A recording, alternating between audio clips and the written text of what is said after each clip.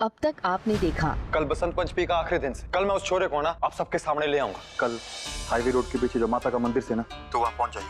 आपका छोरा कहाँ मिला और आप इस तक किसे जानते हो? बड़ो, उसकी चिंता ना कर, वो तो सब मुझ पे छोड़ दे। कल सूरज डूबने से पहले ना तुम सबके सामने वो छोरा आ जाए। इस घर से तो थारा बोरिया बिस्तरा बंद ही चुका है, तो चुप करके तू प्रज्ञा को सप्लाई कर और यहाँ से छुमंतर हो जा। आप चिंता ना करो, हर कदम पे मैं आपके साथ हूँ। तो ठीक है बड़ो, मैं फिर भी निकलता हूँ और मंदिर में जाके ना सारी तैयारियां देखता हूँ।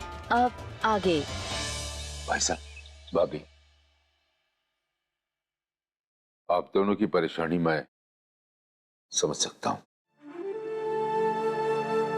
हम दोनों भी ये बात को लेकर के बहुत परेशान थे। भाई साहब, आपकी नाराजगी जायज है, क्योंकि आज से पहले ऐसी बातें तो सिर्फ बड़े बड़े शहरों में देखी थी या सुनी थी। आज ऐसी घटना हमारे घर में हम पर बीत रही है तो इस दुख का एहसास तो हमें भी है। भाई, मेरे तो कुछ भी समझ में ना आ रहा, अब क्या करूं क्या ना करूं। मेरी मानिए तो हमें ना बच्चों के फैसले पर गौर करना होगा। हमने जो कहना था करना था वो तो कर लिया ना, अब वो क्या करना चाहते हैं वो तो देखें। हम देवर जी, यू किसी बात कर रहे हो? ये मैं अपनी छोरी ने उसके ससुराल से छुटवा के अपने घर में बटा लूं ताकि यो समाज और ये गांव वाले मारे मुंह पे आके तू तू करे। ना भाभी, बच्चों के इस फैसले से मैं भी सहमति नहीं रखता, लेकिन ये ना भूलिए कि समय बदल चुका है। हमारा समय कुछ और था और ये समय कुछ और है। हमारे जमाने में कोई चीज टूट जाती थी तो हम उसे खिड़की के बाहर नहीं फेंक देते थे, उसे जोड़ने की कोशिश करते थे। मगर जो आजकल की पीढ़ी से ये कुछ भी बर्दाश्त करने की शक्ति ना रखते भाई साहब। छोटी छोटी बात में अपने रिश्ते बिगाड़ लेते थे। क्यों? क्योंकि इनके शब्दकोश में सहनशीलता जैसा शब्द है ही नहीं।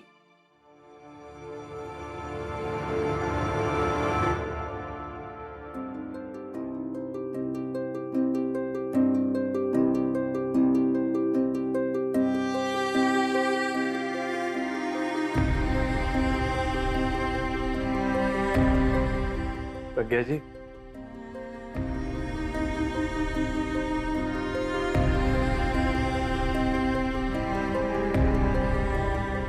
हमारे को आपसे कुछ बात करनी थी।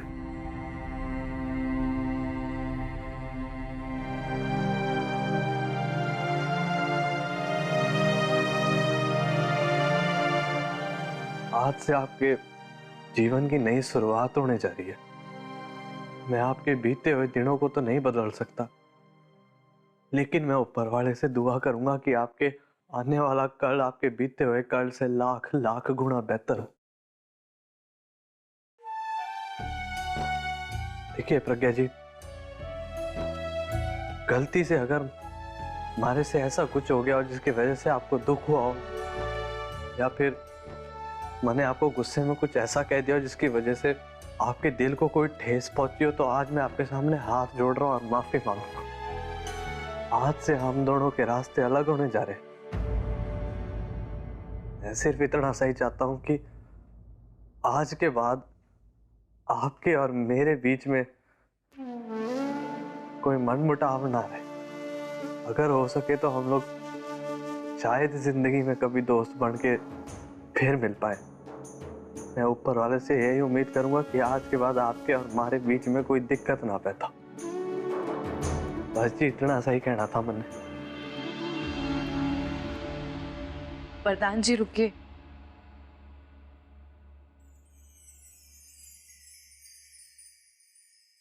माफी तो मारी को भी मांगनी से आपसे। आपने हमारी हर गलती को नजरअंदाज किया और एक अच्छा इंसान बनके हर एक को समझने की भी कोशिश की से, और मैंने क्या किया? आपने हमेशा दुख दिए। मैं जान हूं कि मैं आपके काबिल नासूक, इसीलिए बस ये सब छोड़ के यहाँ से कहीं दूर जाना चाहे हूँ। और वरदान जी, माफी के साथ साथ मैं आपको शुक्रिया भी कहना चाहे हूँ। आपने हमारे सारे राज को राज रखा। आपका ये एहसान मैं कभी ना भूल सके और इसलिए आपसे विनती करती हूँ कि मारे जाने के बाद आप भी अपने जीवन की एक नई शुरुआत कर लेना और हो सके तो मैंने माफ भी कर देना।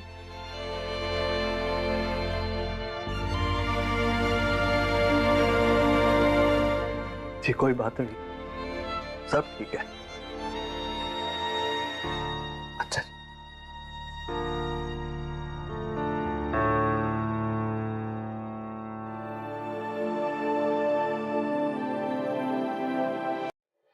मैंने प्रज्ञा से कुछ बात करनी थी। हमारे को आपसे कोई बात ना करनी। प्रज्ञा, मैं तुम्हारी नाराजगी समझ सकूं,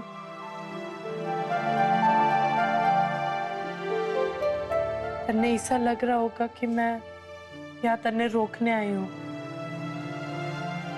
लेकिन मैं तो तन्ने बधाई देने आई हूँ। प्रज्ञा, अपने हिसाब से जीना बहुत बड़ा फैसला होता है, बहुत हिम्मत की बात है। मैं तो भगवान से बस यही प्रार्थना करूंगी कि तू जहाँ भी रहे, जिसके भी साथ रहे, खुश रहे। बाकी तो हर कदम पे तुम्हारे लक्की भैया तो तुम्हारे साथ ही है ना, वो तुमसे बहुत प्यार करते हैं प्रज्ञा, और वो हमेशा तेरी मदद करेंगे।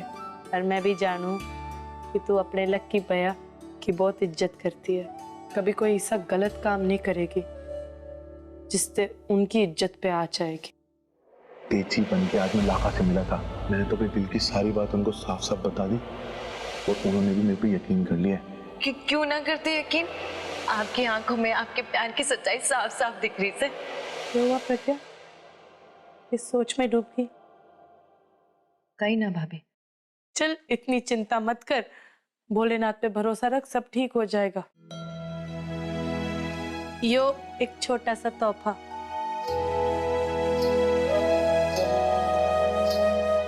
मेरी तरफ से।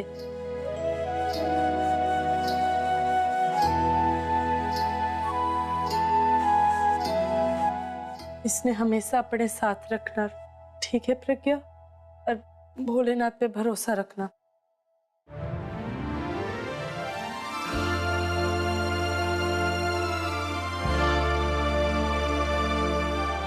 अपना ख्याल रखना।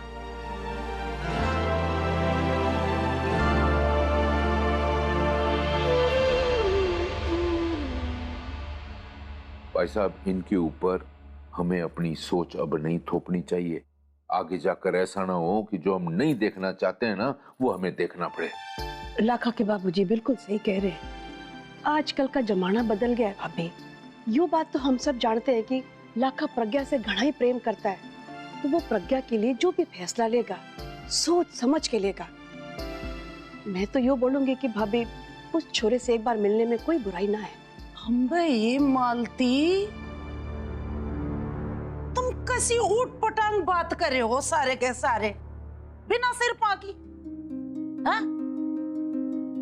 राणा के बापू, मैं तो तुमने न्यू बोलू हूँ, उस छोरी प्रज्ञा ने भीतर मुंह दो, और जब खाना पीना और रोटी पानी नहीं मिलेगा ना, तो उसका दिमाग ठिकाना आ जाएगा। यो कैसी बात कर रहे हो भाभी आप? ना भाभी ना, हमारी प्रज्ञा कोई नाबालिग तो है ना, और ऐसा करना आज के जमाने में गैर कानूनी से है। और वैसे भी ऐसे करने से हमारी समस्या का हल तो मिलने वाला नहीं है भाभी। क्यों भाई साहब? कमला, समय बदल रहा है और हमें भी समय के अनुसार बदलना चाहिए, इसलिए मैं रघु की बात से सहमत हूं। सही कह रहे हैं भाभी सब। ठंडे दिमाग से सोचो भाभी, जमाना बहुत आगे निकल गया है और ऐसा करना बिल्कुल ठीक ना होगा।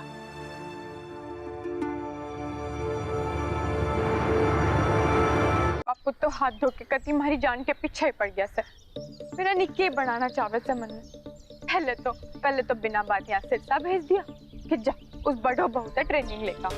अरे भी और नाटक के सुबह सुबह मंदिर में जा। अरे कुछ एलावत निवास की जुगत तुम्हारे समझ में ही नहीं आ रही कि हमारे नाम से कौन सी तितली वहाँ उडार मारन लग रही है। हमारी दोनों छोरियां राधा कुसुम सुबह से गायब से शायद। सुबह सुबह दौड़ने गई था, फिर वापस ना लौटी। ऐसी हरकत उन्होंने कभी ना की। समय से घर आ जाती थी। हमारे को तो घड़ी घबराहट सी हो रही है। कुछ कीजिए हलवादार साहब, कुछ कीजिए।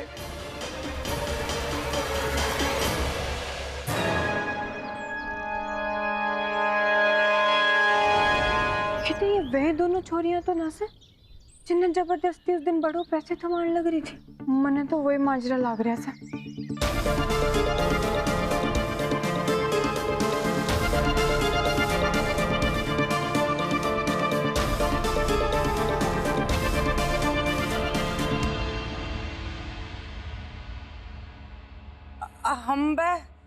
अंबे सीता गीता, तुम दोनों इतनी तड़की तड़क यहाँ ऐसा क्यों हो गया? अरे क्या करे कमला बहन जी, बात ही कुछ ऐसी पता चली है कि भागते भागते आ गए पूछताछ करने से। फिर से कोई राज छिपा रही है ना आप हमसे, पर ज्यादा देर तक कोई बात छिपा ना पाएंगी। कहीं ना कहीं से हमारे कानों में बात पड़ी जाती है। हाँ अम्बे ये भगवान, इन लुगाइया ने प्रज्ञा के बारे में तो कुछ बेरा ना लग गया। वही सीता गीता, तुमने जो बेर जहाँ भी बेरा लग गया है ना, जिस बात का भी, वो बिल्कुल झूठ से, उसमें रत्ती भर भी सच्चाई को ना से। अरे चोर की दाढ़ी में तिनका होता है ना, तो लोग ऐसे ही छटपटा जाते से। बिल्कुल सही बात से। अब तो हम यहाँ से तब तक नहीं जाएंगे जब तक आप वैसे का वैसा काम करने में हमारी मदद करने का वादा नहीं करती।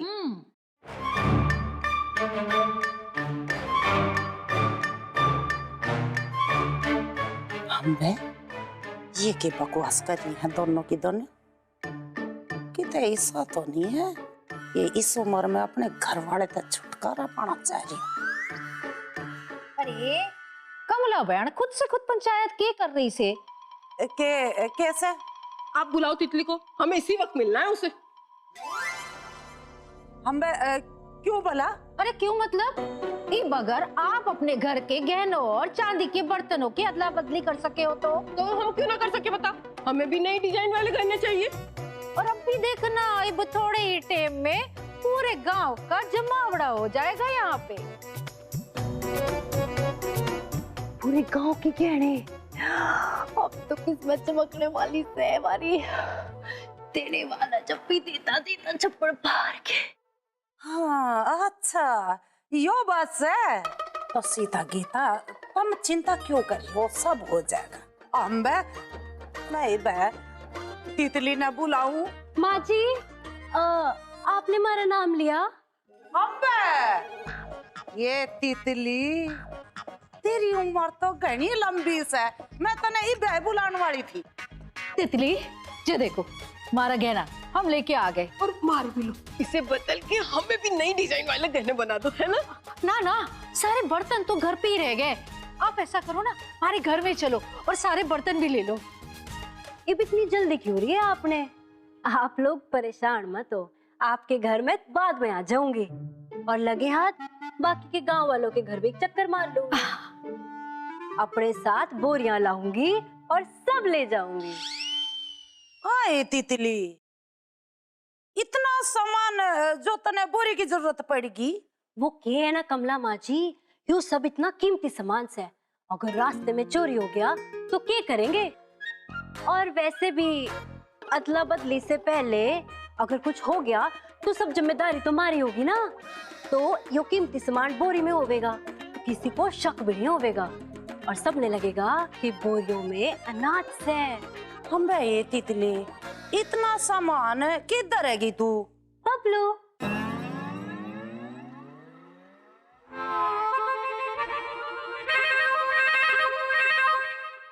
वो है ना हमारे बापूजी, उन्होंने ना एक टेम्पो वाले को बुलाया से, वो हमारी जान पहचान का से। वही सारा का सारा सामान दुकान पे सुरक्षित तरीके से पहुंचा देगा। चलो ठीक से, तने सोचा है तो कुछ ठीक ही सोचा होगा, है ना? दिमाग का ही तो खेल है सारा कमला माँ जी।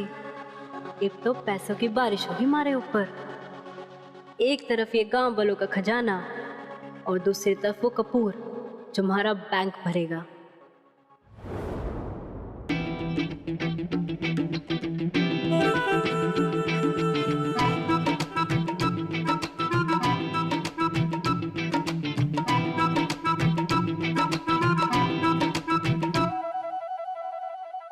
अरे बबलू, छोटे नहीं बड़े टेम्पो का इंतजाम कर। ओके है ना, मैंने घर वालों के साथ साथ कुछ गांव वालों के गहने भी लूट लिए हैं। इन लोगों को फंसाना तो इतना आसान था कि अगर तू भी यहाँ पे होता पकड़ ही न जाता। अच्छा अब ना मैंने जाना है, वो बचे हुए चांदी के बर्तन, सजावट का सामान, वो सब बोरियों में डाल के रखना से, ठीक है?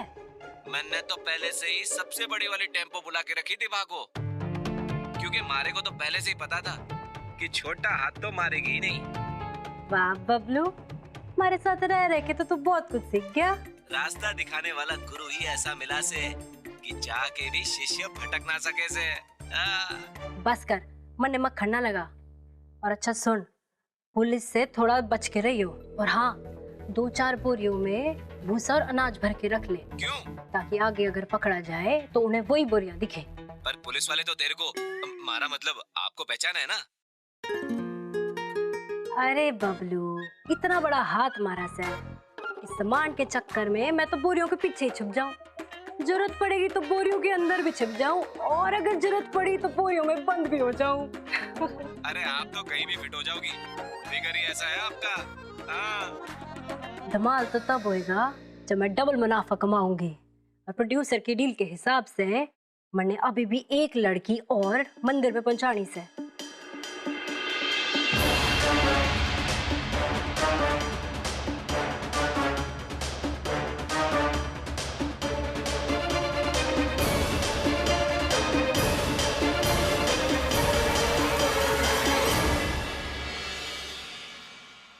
सारा सामान इकट्ठा करना पड़े।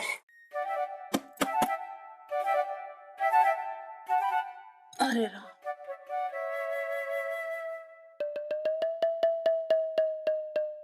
इस घर ने भी जंगल बना रखा है।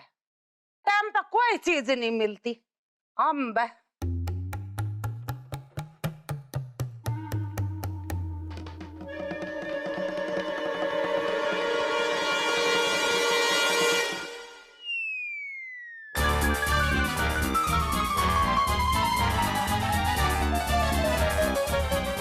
तितली, पकड़िए बोले।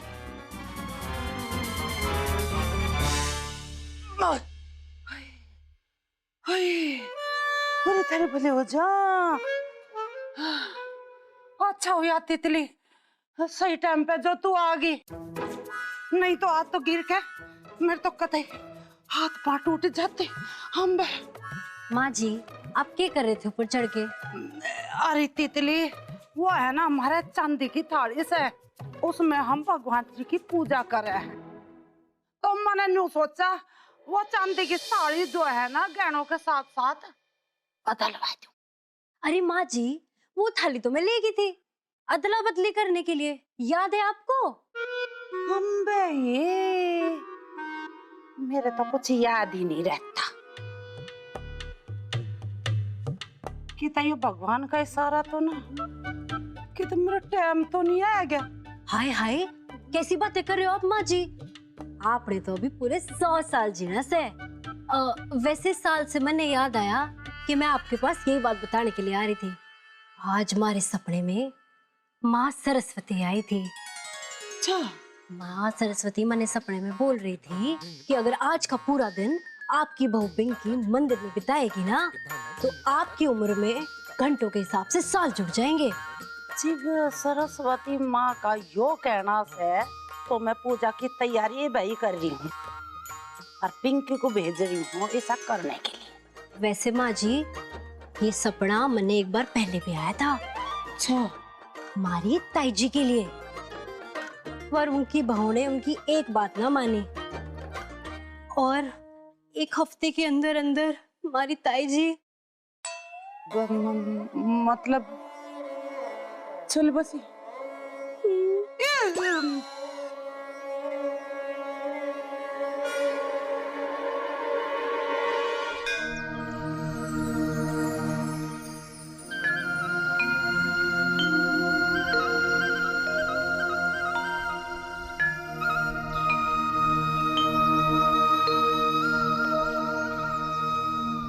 सामान लाए बेटा?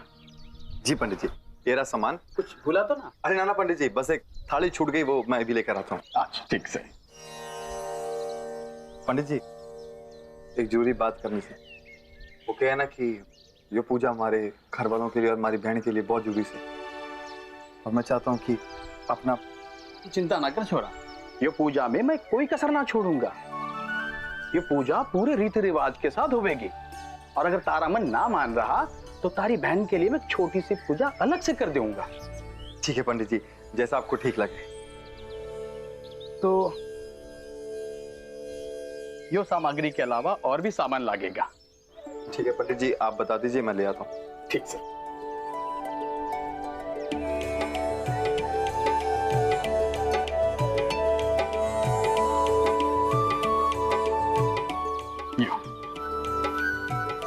ये छोटी छोटी सामग्री हो वैसे, लेकिन पूजा में बहुत जरूरी हो वैसे।